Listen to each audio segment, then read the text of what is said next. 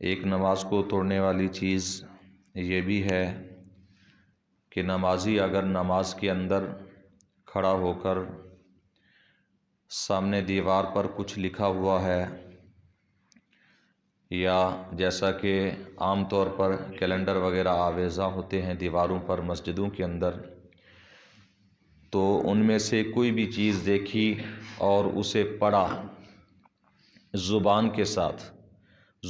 ساتھ اگر اس کا تلفظ کر لیا، زبان سے وہ لفظ ادا کیے جو دیوار پر لکھے تھے یا سامنے کسی چیز پر لکھے تھے، تو اس سے نماز فاسد ہو جائے گی، نماز اس سے ٹوٹ جائے گی۔ اگرچہ اس نے جیسا کہ آیت الکرسی بھی لکھی ہوتی ہے محرابوں کے ساتھ،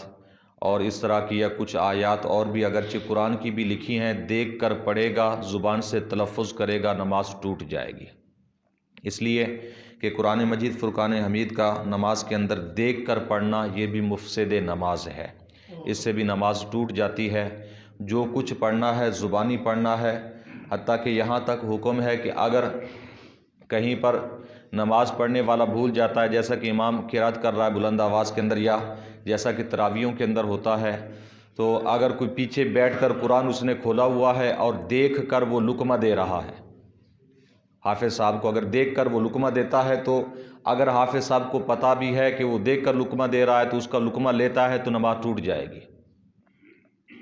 یعنی دیکھ کر پڑھنا بھی جائز نہیں، اور دیکھ کر لقمہ دینے والے کا لقمہ لینا بھی نماز کے اندر جائز نہیں ہے۔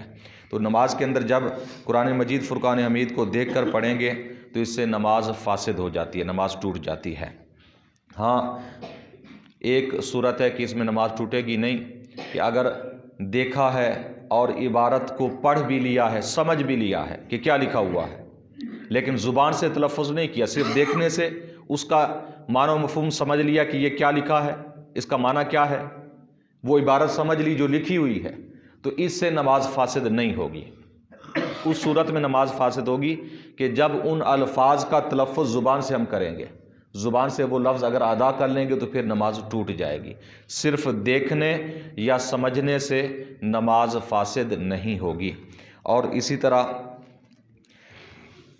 نمازی کے آگے سے گزرنے کا جو مسئلہ ہے، اس سے بھی نماز فاسد تو نہیں ہوتی، لیکن گزرنے والا گنہگار ہوتا ہے، یعنی نمازی کی نماز پر کوئی اثر نہیں پڑتا۔ جیسا کہ ہمارے ہاں مشہور و معروف ہے کہ اگر کوئی کسی کی نماز کے آگے سے گزر جائے تو سمجھتے ہیں نماز ٹوٹ گئی ہے۔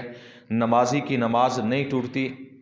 لیکن گزرنے والا نمازی کے آگے سے وہ گنہگار ہے۔ اور اس کے اندر یہاں تک میرے آقا علیہ الصلوۃ والسلام نے فرمایا کہ بندہ مومن کو اگر پتہ چل جائے کہ نمازی کے آگے سے گزرنے کا کتنا بڑا گناہ ہے،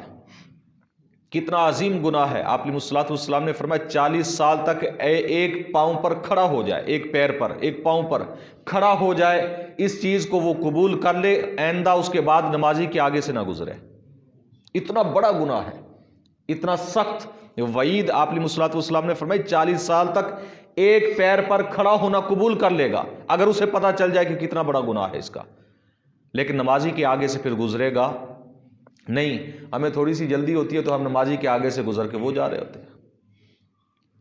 تو اس چیز کا بہت خیال رکھنا۔ گناہ کبیرہ بھی ہے اور بہت بڑا گناہ ہے، گناہ کبیرہ میں سے بھی بہت بڑا گناہ ہے نمازی کے آگے سے گزرنے کا۔ ہاں، اگر گزرنا ہے، اگر کوئی آگے بندہ ہے یا کوئی چیز آگے رکھی ہے، سترہ وغیرہ ہے،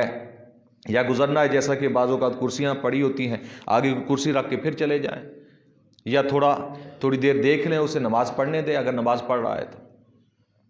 اس کی طرف چہرہ، نمازی کی طرف چہرہ کرنا بھی مکروہ ہے۔ اگر کوئی نماز پڑھ رہا ہے، ہم سامنے ہیں، تو اسے پیٹھ اس کی سمت پھیر کر یا سائڈ دے کر کھڑے ہو جائیں تاکہ وہ نماز مکمل کرے تو ہم نکل جائیں۔ یا ایک شخص اگر آگے نمازی کے آگے کھڑا ہے، رکا ہوا ہے، تو اس کے آگے سے پھر جنہوں نے گزرنا ہے وہ گزر سکتے ہیں۔ تو اس چیز کا بھی خیال رکھنا چاہیے نماز کے اندر۔ ہاں، ایک صورت یہ بھی ہے کہ اس میں سترہ کی حالت میں کہ امام اگر نماز پڑھا رہا ہے، یعنی جماعت ہو رہی ہے، تو اس میں یہ ہے کہ امام کے آگے سے گزرنا منع ہے، باقی مقتدیوں کے آگے سے گزر سکتے ہیں، اس میں حرج نہیں ہے، کیونکہ امام کا سترہ مقتدیوں کا سترہ ہے۔ امام کے آگے سے گزرنا منع ہے۔ اگر کوئی گزرنا چاہتا ہے کسی وجہ سے یا ویسے کوئی نمازیوں کے آگے آ جاتا ہے، مقتدیوں کے آگے سے گزر جاتا ہے، اس میں کوئی گناہ نہیں ہے، کوئی حرج نہیں ہے، صرف امام کے آگے گزرنا منع ہوگا۔ اور اس کے علاوہ نماز کے یعنی مفسدات یہ تقریباً اس میں کمپلیٹ ہوئے، اور اس کے بعد کچھ نماز کے اندر ایسی چیزیں ہیں جو مکروہ ہیں کہ اس سے نماز ٹوٹتی تو نہیں ہے لیکن مکروہ ہو جاتی ہے ناپسندیدہ فعل کرنے سے، کہ یعنی شریعت کے اندر وہ فعل ناپسند ہوتا ہے جس کی وجہ سے نماز کے ثواب میں کمی آ جاتی ہے۔ ایسی چیزیں کیا ہیں، کون سی ہیں، وہ انشاءاللہ ہم آگے پڑھیں گے۔ تو یہ نماز کے مفسدات ذہن کے اندر رکھنے چاہیے اور انہیں اپنے دل و دماغ میں جگہ دینی چاہیے تاکہ ہماری نماز جو ہے وہ درست ہو سکے، نماز ہماری فاسد ہونے سے، ٹوٹنے سے بچ جائے۔ اللہ تعالیٰ کی بارگاہ میں دعا ہے کہ ہم سب کو عمل کی توفیق عطا فرمائے۔ آمین بجاہ النبی الآمین وما علیہ الا البلاغ۔